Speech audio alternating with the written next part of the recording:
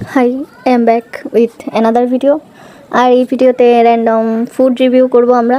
Review ঠিক না, আসলে কি খেয়েছি না খেয়েছি আমরা পুরো সপ্তাহ আর মাস জুড়ে এগুলো জাস্ট র্যান্ডম দেখাবো তোমাদের।